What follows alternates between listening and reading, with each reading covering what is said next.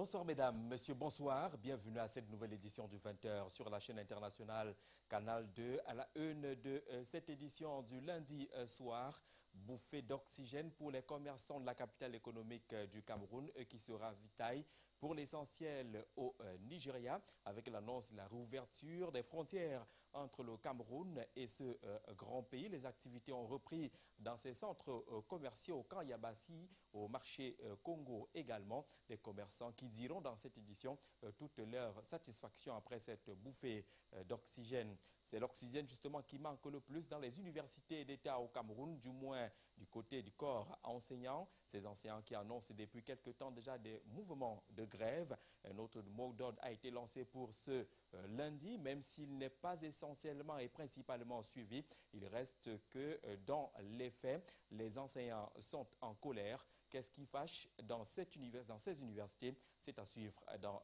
cette édition. Et puis le président national du RDPC qui donne un peu d'oxygène aux présidents de section et aux militants de base à la faveur d'une circulaire précédant l'organisation des 32 ans du renouveau le 6 novembre prochain. Cette note met de côté les directeurs généraux et les ministres au profit des présidents de section et des militants. La note est essentielle, même si elle n'est pas fondamentalement nouvelle. Voilà pour la vitrine du 20h.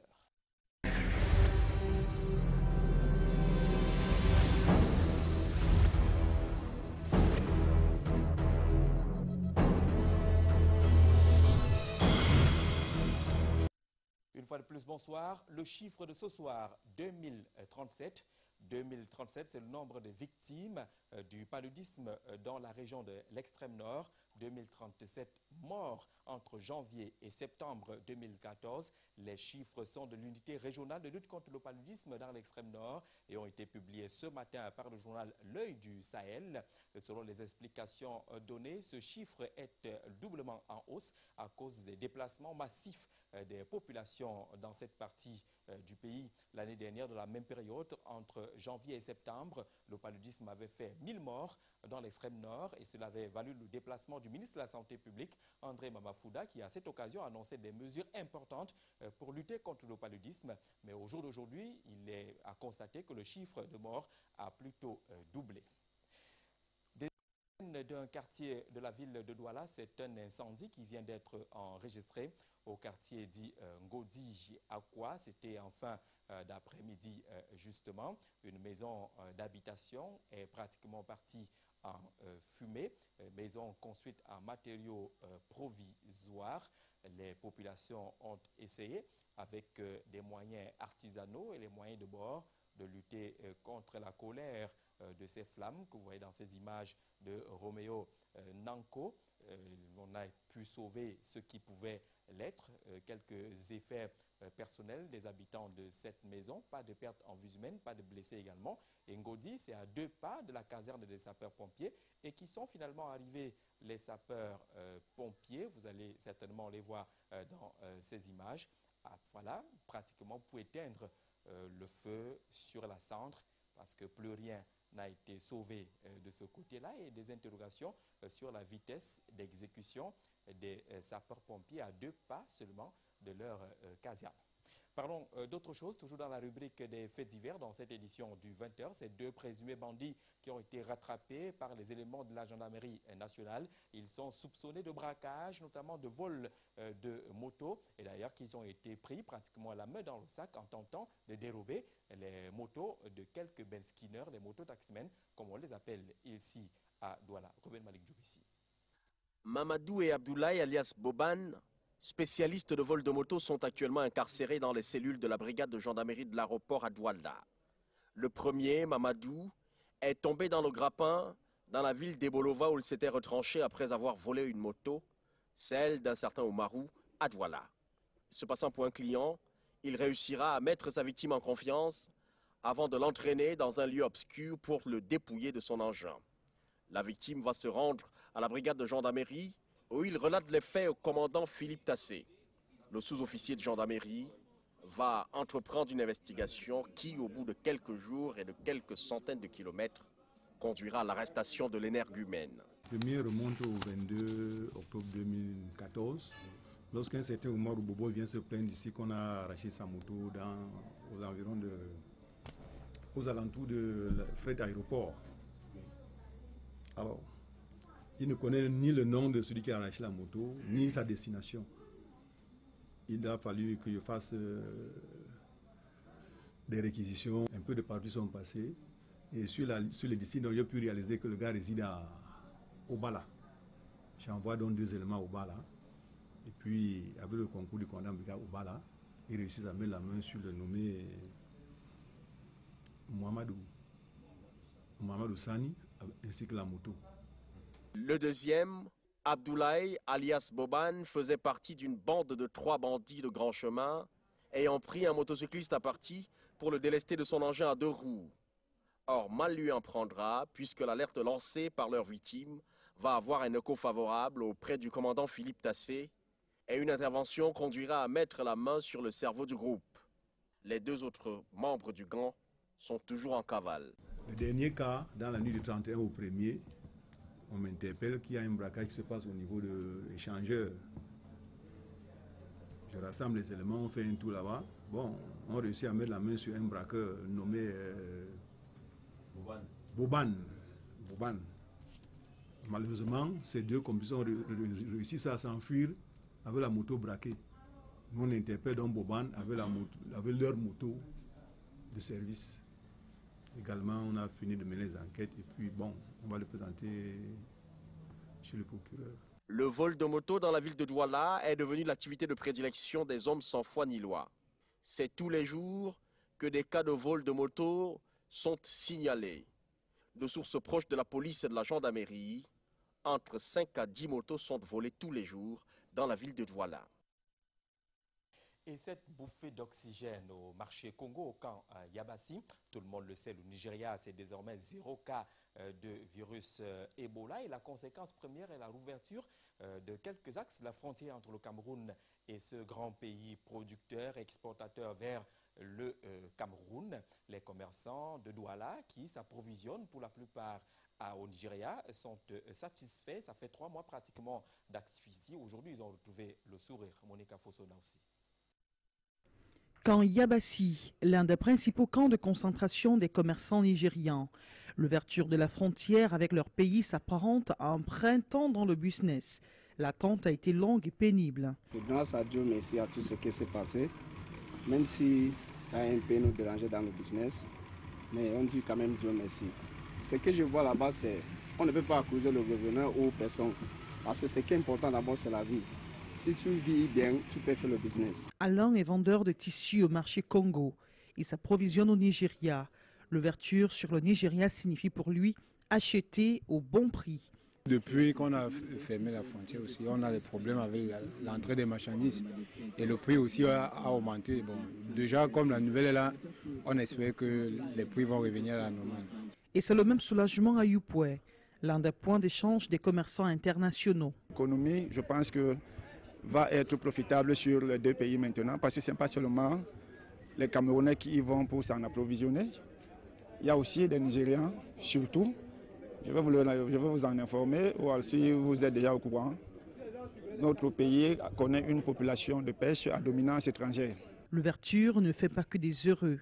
Quand la frontière était fermée, c'était mieux parce que les produits halieutiques, tout venait au Cameroun, ça n'allait plus au Nigeria.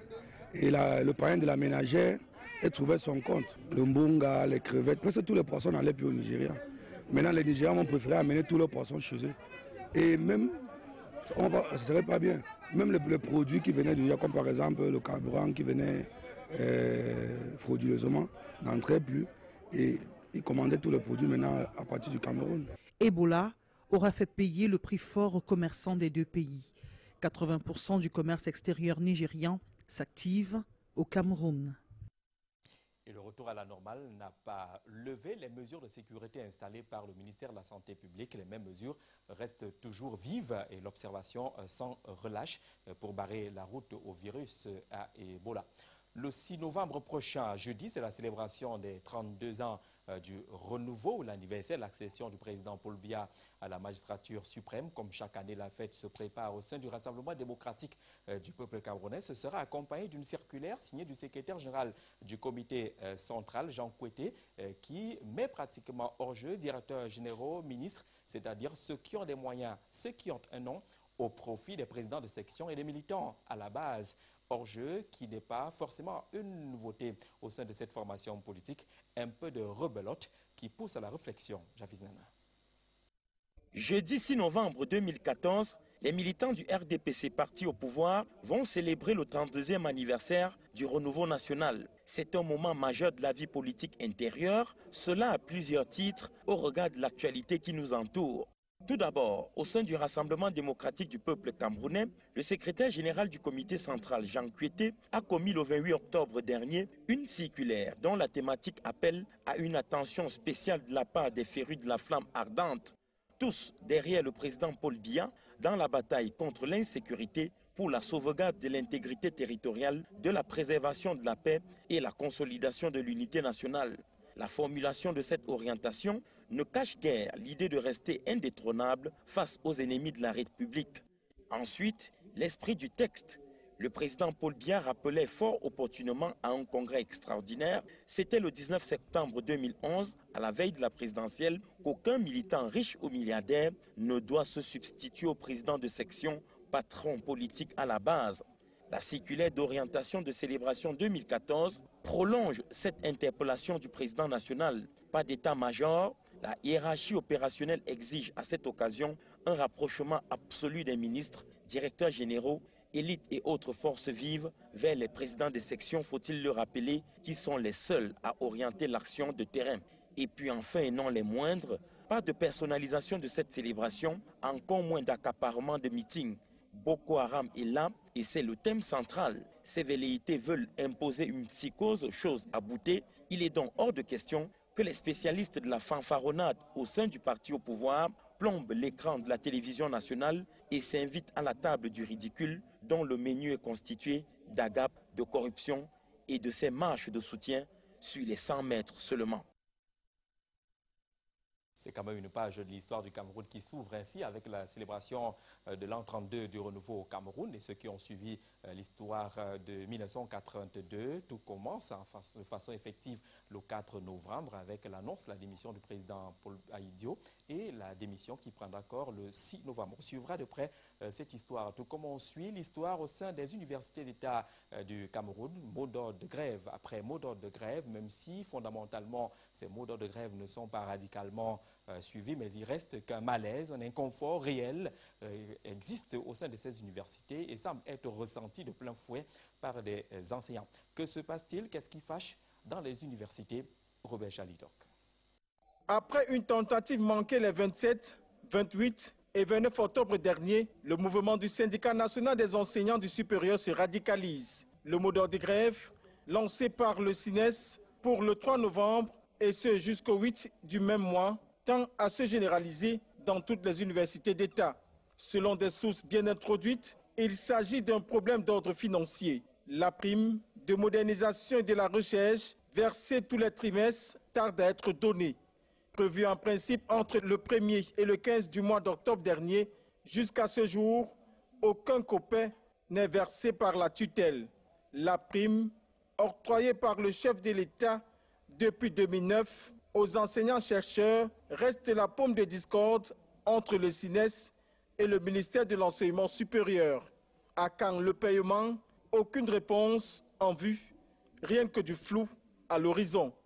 Notons tout de même que la prime accordée aux enseignants-chercheurs en guise de financement de recherche sert à produire des travaux sur des sujets différents selon les spécialités. Des dits travaux qui favoriseront à leur tour l'ascension en grade de ces différents enseignants. Des primes également dans les universités. Pourtant, à Yaoundé, on est à la recherche de nouveaux cerveaux. C'est le concours CAMES qui est lancé de ce côté-là. On parlera également de la préparation du Tour cycliste international Chantal Biya. Yaoundé, on va retrouver Arlette Debo-Andébé. Bonsoir Yaoundé, bonsoir Debo-Andébé. Bonsoir Jean Jarzé, vous avez raison parce que depuis ce matin, les connaissances médicales circulent à Yaoundé à la faveur du 17e concours d'agrégation CAMES en médecine humaine, médecine vétérinaire, pharmacie, odontostomatologie et production animale. C'est une grande cérémonie qui a été ouverte ce matin par le Premier ministre chef du gouvernement, suivant le guide avec Ghislain Pierre-Essonneau et Samuel Bonis. Ils sont 191 candidats venus de 19 pays, dont 10 du Cameroun, à l'assaut de l'agrégation des médecines Acte 17 depuis ce lundi à Yaoundé. Les prétendants relèvent de l'intelligence médicale dans un contexte où la fièvre Ebola menace la sécurité sanitaire africaine et internationale. La tradition va être respectée, ça se fera en 3 étapes, il y a 3 épreuves. Il y a l'épreuve de présentation des travaux des candidats, puis après il y a une deuxième épreuve, celle de présentation de la leçon par le candidat après une préparation de 5 heures de temps en loge, et la troisième étape décisive qui vous permet donc de devenir maître de conférence agrégé, c'est le passage devant le malade. Pour le Cameroun qui accueille le rendez-vous de la connaissance et de la compétence, le concours CAMES ambitionne aussi de garantir le niveau international des enseignants concourants. Le grand chancelier camerounais des ordres académiques, le professeur Jacques Famedongo, a aussi souligné que le CAMES est un cadre exemplaire des coopérations culturelles et scientifiques. C'est le message que le chef de l'État adresse à la communauté universitaire nationale et africaine, à savoir la quête permanente de l'excellence, de la qualité, de l'équité, de la créativité et de l'inventivité. Il faudrait que l'université sorte de plus en plus de son splendide isolement et s'arrime à l'économie du savoir, c'est-à-dire à la création des biens matériels. Le Premier ministre camerounais présidait les travaux en tant que représentant personnel du chef de l'État, Paul Biya. C'est dit l'intérêt que le Cameroun porte au concours CAMES et donc à la production des savoirs. Ils sont techniciens agricoles formés au Collège régional d'agriculture des Bolova, en abrégé CRA. Ils bénéficient donc d'une formation de perfectionnement en Israël dans le cadre de la coopération agricole signée avec ce pays ami. Ils ont officiellement reçu leur visa de transport à Bolova. C'était devant une cérémonie présidée par le gouverneur du Sud en présence de l'ambassadeur d'Israël au Cameroun. Reportage. C'est depuis 2012 que l'expérience israélienne en matière de gestion de l'eau en agriculture est partagée avec les étudiants du Collège régional d'agriculture des Bolva. Les étudiants camerounais ont depuis lors complété leur formation sur l'irrigation en mettant en évidence la problématique dans la production maraîchère, les méthodes et les éléments intervenant dans le calcul du régime d'irrigation, notamment à travers le système d'irrigation goutte à goutte. Les anciens étudiants qui reçoivent leur passeport aujourd'hui sont des professionnels qui, au bout de leur stage, devront être des entrepreneurs ruraux sûrs et compétents. Ils auront des ressources financières leur permettant de mettre en place leur propre projet une fois de retour. Le développement de l'agriculture de seconde génération prôné par le gouvernement camerounais requiert donc non seulement la mobilisation des ressources matérielles, financières et d'intrants, mais aussi le renforcement des capacités des ingénieurs techniciens supérieurs, techniciens d'agriculture en fonction sur le terrain. D'où l'appel à la sollicitude du directeur du CRA des Bolva à la pérennité de cette coopération avec l'État d'Israël. Le gouverneur du Sud a loué l'initiative qui, selon lui, permet de préparer une nouvelle génération d'agriculteurs et salariés utiles aux ruraux. Ainsi a-t-il invité les bénéficiaires à mettre à profit leur séjour en Israël pour maîtriser l'expertise sur les techniques de production, transformation, commercialisation et à organiser et structurer les groupements de producteurs. Et on ne part pas des Bolova pour parler leadership féminin avec la présentation en faveur des femmes de l'urgence d'autonomisation. C'est un concept de More Women's, une politique dont la promotrice est Dr Difo Tchoukam. Suivant ce reportage de Justin Pierre-Essono et Ambroise Foguet. Les femmes mères à l'école, ces dames dynamiques du réseau des femmes élues locales d'Afrique, section du Cameroun, REFELACAM en abrégé, renforcent leurs capacités en matière de technologie de l'information et de la communication, ici à l'IAE Cameroun, Centre d'excellence technologique Paul Biya.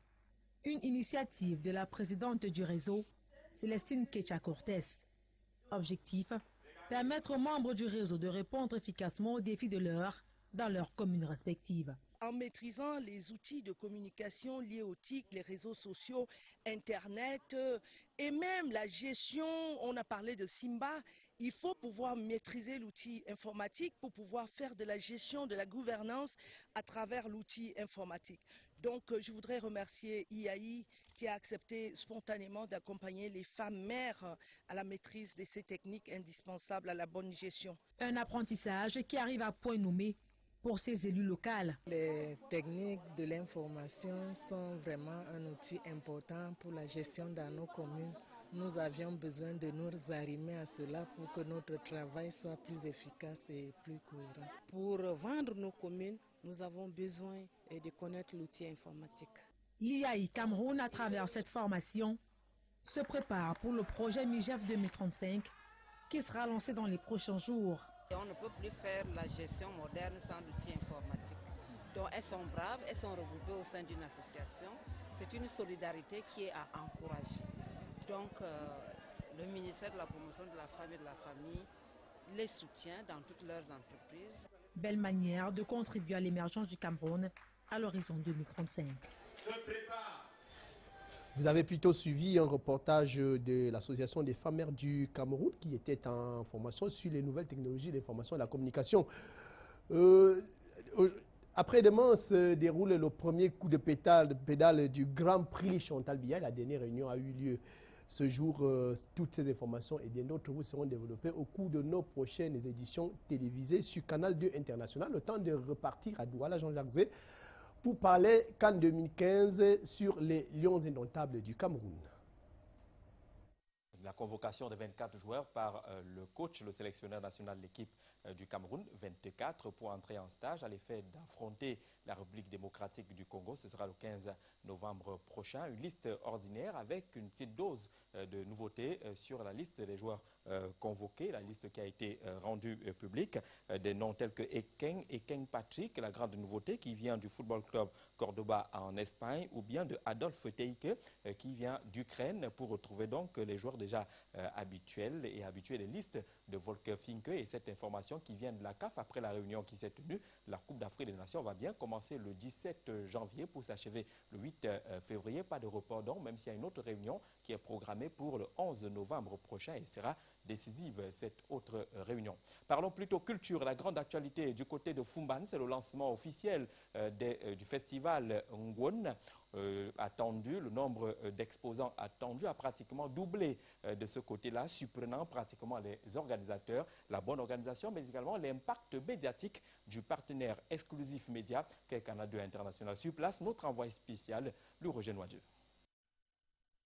Depuis 2012, dans sa version relookée, l'Ongwon est devenu un rendez-vous biennal incontournable pour de nombreux férus de l'art dans toute sa splendeur et son originalité.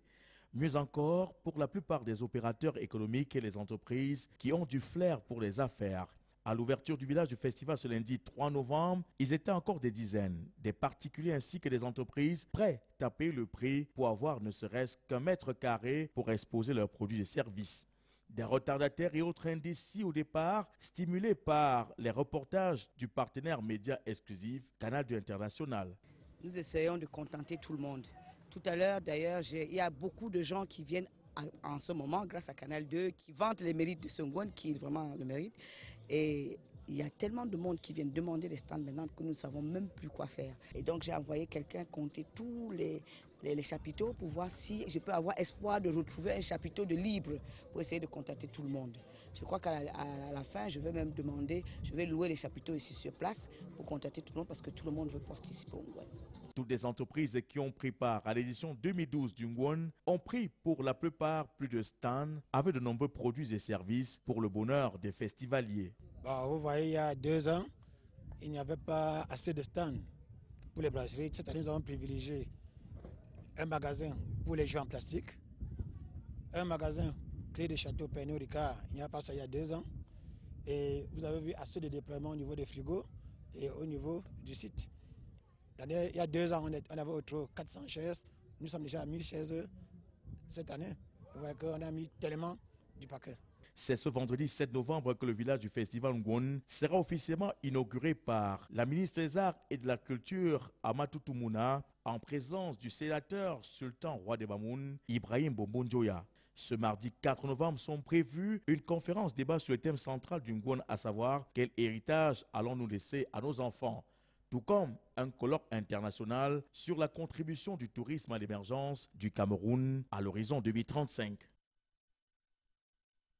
Et tous ces grands moments du Ngwon seront vécus sur Canal 2 International, le partenaire média exclusif naturellement. Et Canal 2 qui était à Libreville, partenaire également du plus grand événement culturel d'Afrique au sud du Sahara, Annual Show. Après Abidjan et les tours au Cameroun, c'est les bords de mer qui ont accueilli les équipes de Annual Show pour la sélection des mannequins partis d'Oyem, de Port-Gentil, de Lambaréné et bien sûr de Libreville. Ils veulent tous participer à Annual Show au Cameroun. Reportage.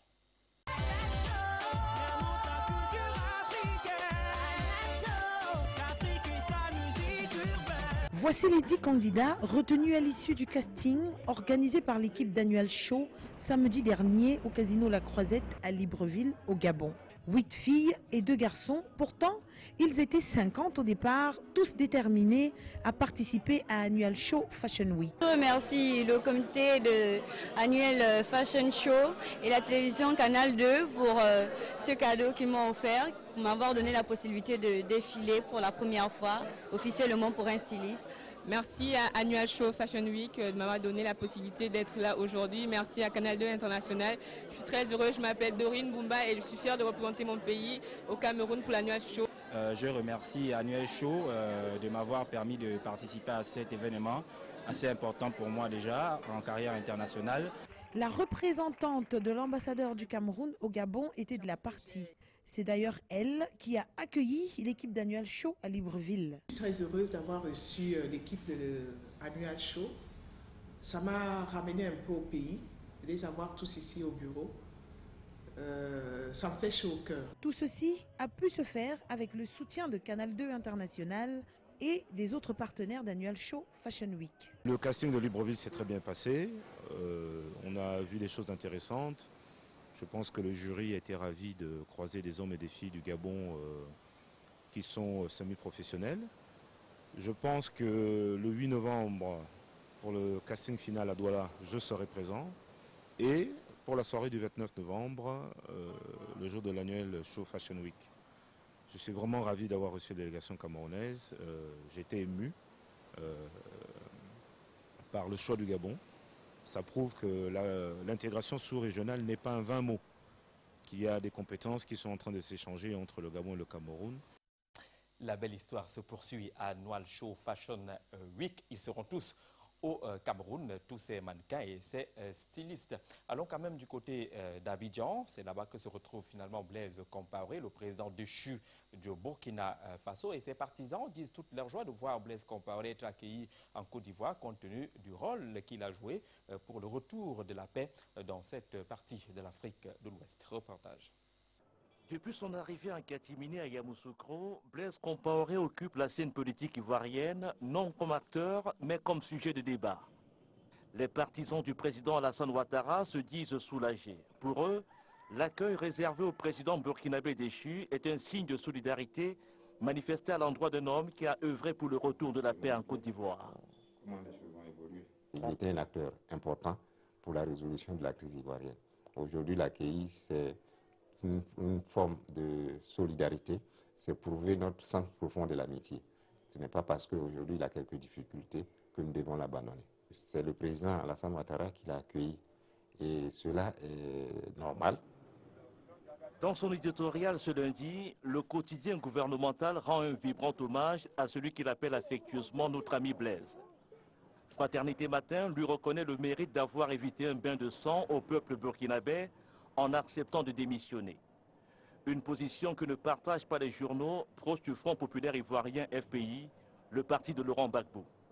Nous, Ivoiriens, nous qui sommes victimes de la rébellion de 2002, nous qui avons été victimes de la guerre post-électorale de 2010, nous disons que la présence de Compaoré est inexplicable en Côte d'Ivoire. Grâce à sa médiation, Blaise Compaoré a permis au camp d'Alassane Ouattara et à celui de Laurent Gbagbo de mettre fin à plusieurs années de rivalité. Malgré le succès de sa mission de bons offices, le Front populaire ivoirien le présente comme l'homme qui a mis le feu en Côte d'Ivoire. Fin de cette édition du 20h. Le prochain grand rendez-vous information, c'est l'information sportive à 22h15. Tout sur le football dans le cadre du programme Grand Stade avec David Sandio. Passez une très bonne soirée sur Canal 2 International.